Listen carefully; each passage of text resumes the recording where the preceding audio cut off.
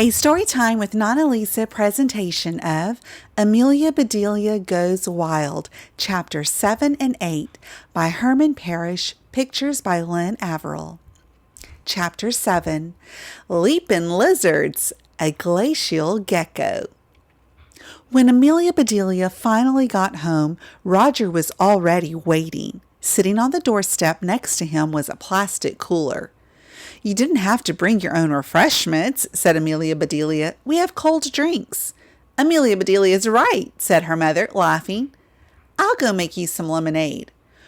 Roger stared at Amelia Bedelia and patted the top of the cooler. "Georgie's in here," he whispered. Amelia Bedelia felt creeped out and curious. Why would Roger bring a dead gecko over to her house? "Don't worry," said Roger. "Georgie doesn't stink. He's frozen solid." Then he told Amelia Bedelia how his little brother had let Georgie out of his terrarium to show to some friends. Georgie had disappeared, and they found him flattened under a sofa cushion. It was winter, and the ground was too frozen to bury him. So they put him in a plastic bag and stuck him in the freezer until the ground thawed and he could have a proper burial. "Georgie died 5 months ago," said Roger. "I had pretty much forgotten about him until I got your note.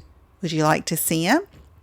Amelia Bedelia nodded, so Roger opened the cooler, pushed aside an ice pack, and held up the gecko.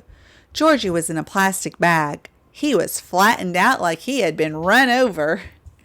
Amelia Bedelia was fascinated. She didn't notice Clay coming up the walk. "Cool," he said. "What's that?" "It's more than cool," said Amelia Bedelia. "It's frozen." "It's Georgie," said Roger. "I never got a chance to bury him. He's a gold dust stay gecko from Madagascar." Amelia Bedelia didn't know what to do. She had imagined having a zoo, not a museum. "This is amazing," said Clay. "We can make a sign that says he's a reptile and that even though the word dinosaur means terrible lizard, he's not a dinosaur. We can say Georgie is an ancient lizard that fell into a glacier and was perfectly preserved to this very day." "We can write that he liked to eat all kinds of insects and bugs," said Roger. "Even the flu?" asked Amelia Bedelia. "Because that would be great." "Let's freeze him in a block of ice," said Clay. "He'll be the main attraction." "I'll put him in our bird bath," said Amelia Bedelia. She was beginning to see the possibilities in this idea. "Georgie will be on a pedestal, and it can hold the melting water." Roger looked relieved.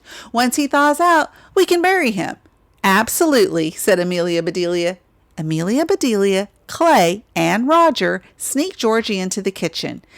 They were about to fill the plastic bag with water when they heard Amelia Bedelia's mother coming. They resealed it and tucked it into the back of the freezer, behind a bag of frozen peas. That night, everything for dinner was fresh, so the freezer door stayed shut. Amelia Bedelia had already told her mother why she had to stay late at school, but during dessert she told her father too. "You want to build a zoo?" asked her father. "With real animals?" "Just pets," she replied. "Like finally. And Joy has a rabbit and Penny has a mouse. Lots of kids in my class have pets. Plus, we'll probably use some stuffed animals." "You started to tell me this the other day, didn't you? So that's why that snake was in our backyard," said her mother. "A snake? In our backyard?" said Amelia Bedelia's father. "Forget it." "Oh, Daddy, please," said Amelia Bedelia. "It's a really big idea. We'll have games and rides, too." "Sweetie," he said, "building a zoo is complicated. It would be different if you'd done some planning."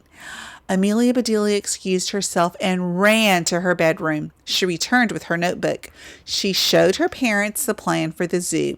It included everything from the rope swing entrance to the bird bath glacier display. All of the animals and exhibits were organized into habitats. Amelia Bedelia's parents looked at the map, at each other, and then at Amelia Bedelia. "So," said her father, smiling, When I fell into your wading pool, it was actually a crocodile-infested river? Uh-huh, said Amelia Bedelia. Sorry. And my herb garden will be home to a big cat? Asked her mother. Yep, but it never moves, said Amelia Bedelia. It won't bother anything. Her father shrugged. Looks harmless enough, I suppose. And you did a great job of planning, said her mother. Let us sleep on it, and we'll let you know in the morning. Amelia Bedelia handed her notebook to her mother. Just don't sleep on it too much, she said. If it gets wrinkled, I'll have to do it over. Amelia Bedelia put on her pajamas and kissed her parents good night. She lay in her bed looking at the sweet squirrel monkey perched on her windowsill. She loved her gift, and she felt really lucky to have such good friends at school. She could just see the reflection of the monkey in the glass. 2 monkeys are better than 1, she thought. She was about to turn off her lamp when she noticed that her monkey had lost his reflection. That's odd, she thought. Then Amelia Bedelia's own animal instinct kicked in. She got out of bed and rummaged through her backpack. Where was that extra banana her mother always packed? Got it! She raised her window and set the banana on the ledge. Leaves rustled in a nearby tree as she closed the window. Back in bed, Amelia Bedelia whispered, Good night, little monkey. Chapter 8. Pet Peeved. Amelia Bedelia checked her windowsill as soon as she got up the next morning. The banana was gone. She raced downstairs and ran outside to look for the peel. There it was. She picked it up so that her father wouldn't slip again. She was so excited. She didn't know what to do. The banana had been peeled exactly the same way the monkeys had peeled their bananas on the TV show. At breakfast, Amelia Bedelia's mother and father told her that it was okay for her to build her zoo as long as one of them was at home and as long as everyone helping had permission to be at Amelia Bedelia's house. Also, no dangerous pets were allowed. That's great, said Amelia Bedelia. Mom, will you get me more bananas, please? Like a big bunch of bananas? More bananas, said her mother. You already eat 2 a day. She may look like Amelia Bedelia, said her father, but she's actually the monkey that escaped from the zoo. Do you know they still haven't caught that little fella? Amelia Bedelia froze, like prey caught in the open. Had her dad guessed what she was thinking? Did her dad know something she didn't know? Then she remembered her rule number 1.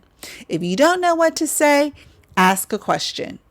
Dad, do you know how a monkey eats a banana? She asked. With relish, said her father. Yuck, said Amelia Bedelia. A banana with relish would taste terrible. Save it for your hot dog. Amelia Bedelia grabbed a banana from the fruit bowl and showed her dad how to peel it using the monkey method. Amazing, said her father. Who knew? He cut up the banana and put it on his cereal. I was thinking, said Amelia Bedelia, that I could offer my friends bananas for a snack this afternoon. They're healthy. I'm glad to hear you say that, said Amelia Bedelia's mother. I'll get you a bunch of bunches. And that is how Amelia Bedelia's rule number 2 was born. Include the word healthy in your request or comment, and grown-ups will automatically agree.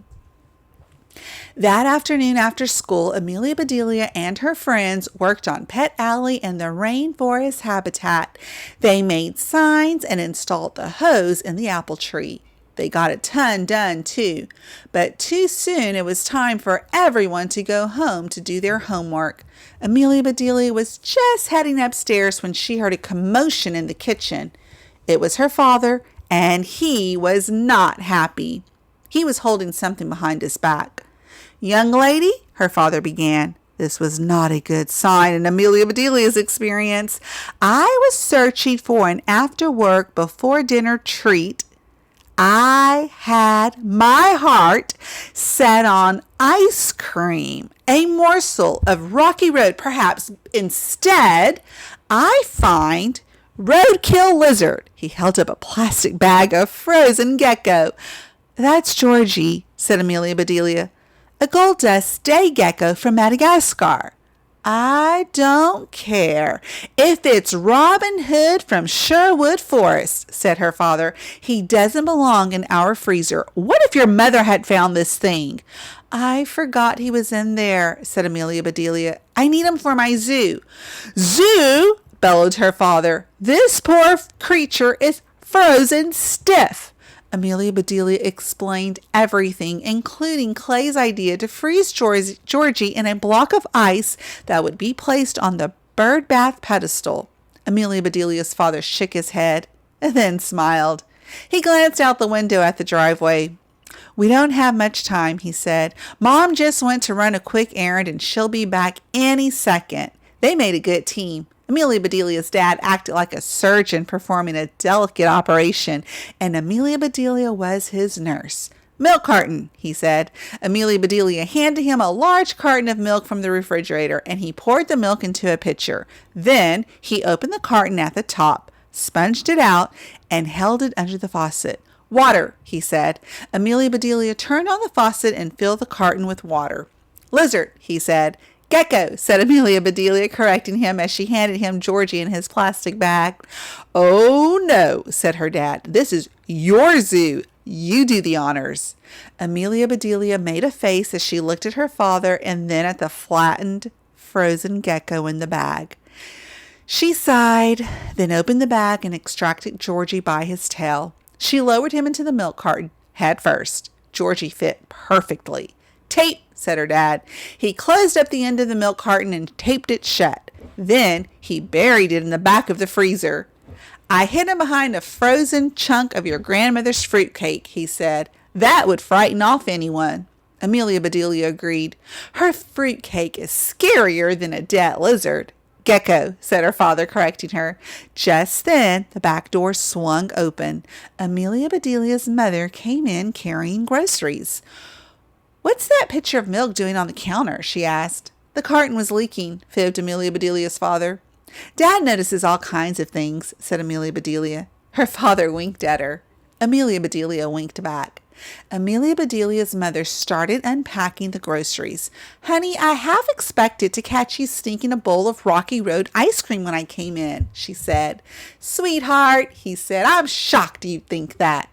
Sorry, she said, giving Amelia Bedelia's father a hug. Good news, lamb chops were on sale. Oh, they're my favorite, he said. While her parents were discussing recipes, Amelia Bedelia reached into the fruit bowl and broke off 3 bananas. Hiding them behind her, she backed out of the kitchen. She didn't give those lamb chops a second thought. If she had, she would have realized they were bad news. To be continued.